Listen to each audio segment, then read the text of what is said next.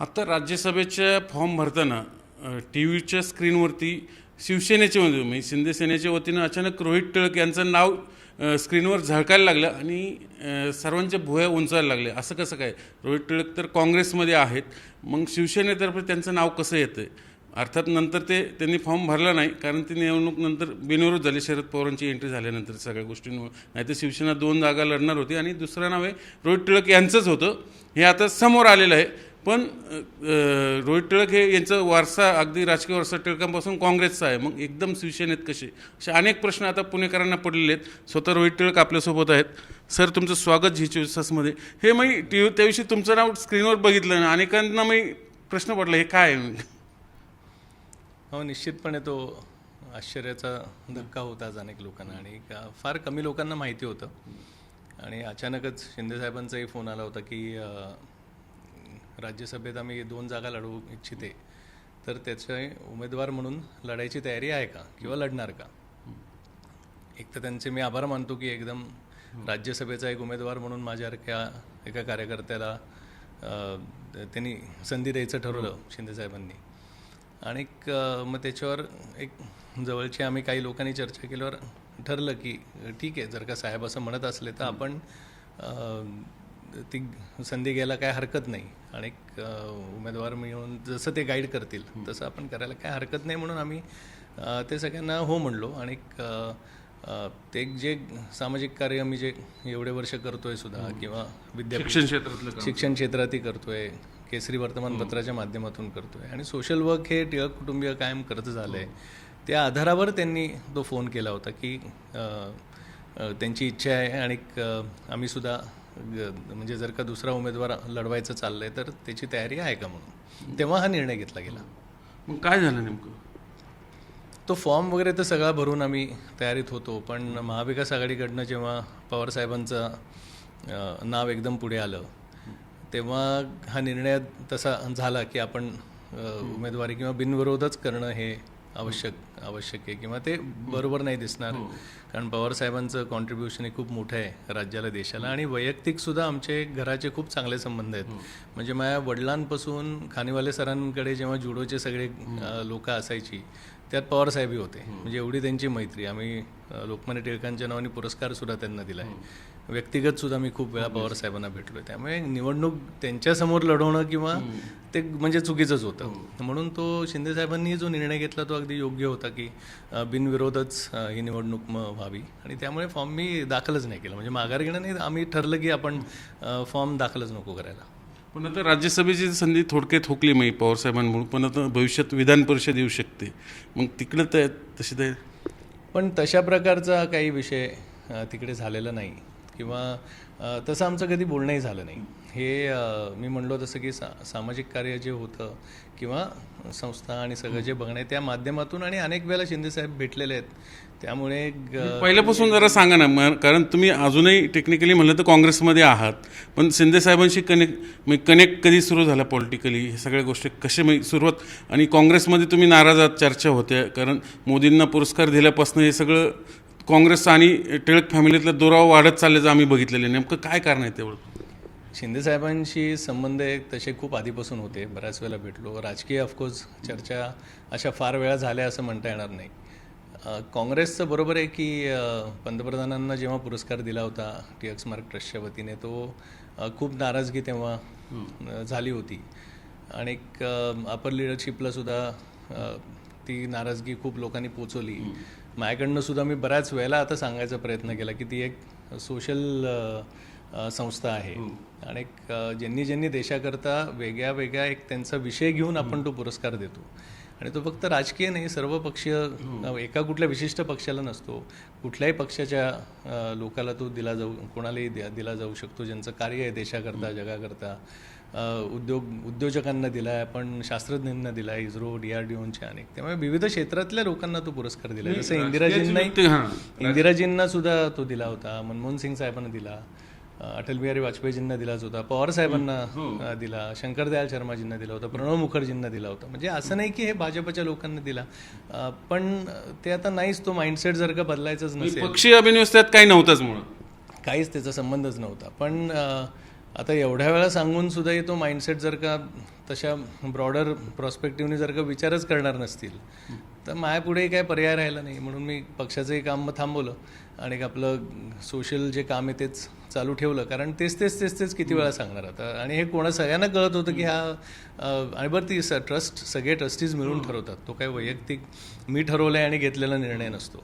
त्यामुळे असं असून सुद्धाही तेच किती वेळा बोलायचं. म्हणून मी पक्षाचं तर काम थांबवलं होतं. आणि मग असं जेव्हा एकदम हे कधीपासून साधारण? कारण 14ला तुम्ही इलेक्शन लढलं होतं. 14ला लढलो होतो, त्यानंतर काम चालूच होतं.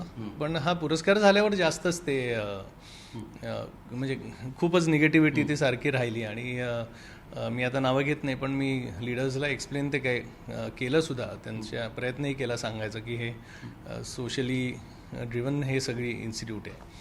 पण नसेल पटलं, माहीत नाही आता काय. कधीची घटना साधारण साल? 3 वर्ष आधी आपण दिला होता मोदी साहेबांना. म्हणजे मागच्या वर्षी आपण गडकरी साहेबांना दिला, त्याच्या आधी सुधा मूर्तीजींना दिला होता. सो तेव्हापासून ते एक जरा चालूच राहिलं होतं. मग आम्ही सुद्धा एक निर्णय घेतला आणि मध्ये वडिलांची प्रकृती ठीक नव्हती म्हणून सुद्धा ही संस्थेकडे लक्ष द्यायचं होतं. मग काँग्रेसचं काम मी तसं मग थांबवतच नेलं होतं. कधीपासून साधारण काँग्रेसचा तुमचं तसं थेट कनेक्ट सक्रियता कधीपासून थांबवली तुम्ही? तसं 1-2 वर्ष झाले असतील की मी बऱ्यापैकी ते थांबवून टाकलं. कारण त्याच विषयाने मला सुद्धा हे व्हायला लागलं की किती वेळ एकच विषय सांगायचा. आणि काही झालं की तीच तक्रारवरती देत राहायची की असा पुरस्कार दिला. मग गडकरी साहेबांना सुद्धाही दिला. आपण तो इन्फ्रास्ट्रक्चर त्यांनी जे केलं आहे अख्ख्या देशात उभं, त्याकरता आपण ते दिलेलं आहे. आणि जे केलं आहे ना, म्हणजे कोण ते नाकारू शकतंय का की आज कम्युनिकेशन त्यांनी केवढं मोठं रोड्सच्या माध्यमातून देशाकरता केलेलं आहे. आणि त्या इन्फ्रास्ट्रक्चर डेव्हलपमेंटला भारत आज खूप मोठ्या वेगाने पुढे काम करतो आणि त्यामुळे दिलं गेलं. ते सुद्धा सर्व विश्वस्त आणि जे सजेशन असतात त्याच्याने ते दिलं जातं. काँग्रेसच्या म्हणजे तुम्ही शेवटचं कोणाशी बोलणं झालं? काँग्रेसच्या कुठल्या नेत्याशी बोलणं झालं की बाबा मी हे थांब? नेत्यांचं नाव घेणार नाही, कारण ती म्हणजे माझी सवय नाही आहे. ज्या गोष्टी, कारण एवढे वर्ष काँग्रेसमध्ये काम केलं आहे, अनेक नेत्यांबरोबर केलं आहे, त्यामुळे कुठल्याही मी नेत्याचं नाव कधीच घेणार नाही. कारण ते माझं नाही, माझी तशी मी तसं वाढलेलं नाही. मी ते जे आमच्यात ते माझ्या कोणी अप्रोच झाला नाही तुम्हाला या सगळ्या काळात? ज्यावर तुम्ही काम थांबवलं, मी काम थांबून मला वाटतं 1-2 वर्ष आले नाही झालं ना. बोलले म्हणजे आता ज्यांची इच्छा होती आणि जे मला ओळखतात, जे काम मी काय प्रकारचं करतो, त्यांनी केला ना संपर्क. अनेक लोकांनी केला, म्हणजे दिल्लीहूनही केला. पण मी तेच म्हणलं की फक्त त्यांच्या संपर्काने होत नाही ना. जेव्हा सारखंच हे कुठे ना कुठेतरी चालू राहतं, काही काम चालू केलं की हे काढायचं, काही काम चालू केलं की म्हणजे तोच विषय जर का सारखा डोक्यात असला तर मग तुम्ही मनापासून काम नाही करू शकत. आणि ती ओव्हरऑल मग ज्या पद्धतीने सगळं हे चालू होतात या सर्व घडामोडी, मग ते थांबवायचा निर्णय घेतला. खरं तर टिळक फॅमिली आणि काँग्रेस ही नाळ स्वातंत्र्यपूर्व काळापासून आहे, एकदम अशी अचानक तुटणारी नाही. ती नेमकी पॉईंट कधी आला की यस आता नको, बस याच्या पुढं? तुम्ही म्हणताय ते बरोबर आहे की, पण तेव्हा सुद्धा काँग्रेस म्हणजे एक मुवमेंट होती. जेव्हा लोकमान्य सुद्धा होते, ते असं काय विशिष्ट फक्त पक्षाच्या याने नाही, ते एका मुवमेंटचं नाव काँग्रेस होता. आणि मी सुद्धा होतोच ना, मी प्रदेशचाही अध्यक्ष होतो, इलेक्शन लढलो, महाराष्ट्राचे सरचिटणीस होतो, 2दा इलेक्शन लढलो आणि पक्षाचंच काम करतही राहिलो. आजपर्यंत कुठली जबाबदारी दिली ती मी केली नाही, अशा प्रकारचं नाही कधी. पण शेवटी कुठेतरी मग अशी इच्छा होते की आता थांबावं, कारण काम करायचं आहे. शेवटी मी म्हणलो जसं शिंदेआबांनी जेव्हा माझ्यासारख्या एका तरुणाला एकदम राज्यसभेच्या याने विचारलं, तेव्हा काम करायला एक संधी मिळू शकते त्या माध्यमातून. जे करायचं आहे म्हणजे त्यांच्या ज्या मार्गदर्शनाखाली जे कुठलं कार्य असेल ते पुढे करता आलं असतं, अजून काम करता आलं असतं, जे ऑल इंडिया यूथच्या माध्यमातूनही मी देश पातळीवर करत होतो. अशा भूमिकेतनं जर का सारखं तुम्हाला कुठल्या तरी अशा खोट्या स्टुपिड कंप्लेंट्सवरनं तुम्ही तोच विचार करत असाल तर मग मी इच्छा आता संपली. म्हणलं आता राहू द्या, आता मग संस्था आणि याचं आपण आणि सोशल वर्क करत राहू. आणि शिंदेआबांनी एकदम हे बोलवलं, मग त्याला आम्ही हो म्हणलो की त्या माध्यमातून काम करता येईल. टेक्निकली तुम्ही काँग्रेस सोडली, काम थांबवलं, नेमकं काय? मी काम थांबवलंच आहे. हां, म्हणजे अजून असं राजीनामा पाठवला आहे असं नाही, पण काम मी काँग्रेसचं थांबवलंच आहे. आता मग शिवसेनेचं काम सुरू केलंय, भविष्यात काही संधी दिली शिंदेसाहेबांनी तर ते पद स्वीकारणार? कुठली जबाबदारी आता शिंदेसाहेबांनी दिली तर निश्चित काम करेन. पण ऑफिशियल प्रवेश केला. अजून ऑफिशियल म्हणजे तसं नाही प्रवेशाचं. मी म्हणलो तसं एक सामाजिक कार्य बघून किंवा जे चालू होतं त्या याच्यावर त्यांनी मला राज्यसभेचं हे बोलवलं. असं नाही की काँग्रेसचं आता सोडा या अशा भूमिकेतनं नव्हते ते, जी चर्चा झाली ती सोशल वर्क इन्स्टिट्यूट आणि याने ते बोलले आणि कायम ते तशाच यांनी एक एक बोलत आले. म्हणजे लोकमान्यांविषयी सुद्धाही शिंदेसाहेब जेव्हा जेव्हा भेट झाली किंवा घरी जेव्हा आले होते त्यांनी काही दोनदा येऊन गेले. दीपक साहेब गेल्यानंतर मला वाटतं साहेब येऊन गेले होते त्यावेळेस. हो हो तेव्हाही. आणि म्हणजे त्यांच्याविषयीचा सुद्धा आदर हा फार मोठ्या प्रमाणात त्यांना आहे लोकमान्यांच्या विषयी सुद्धा.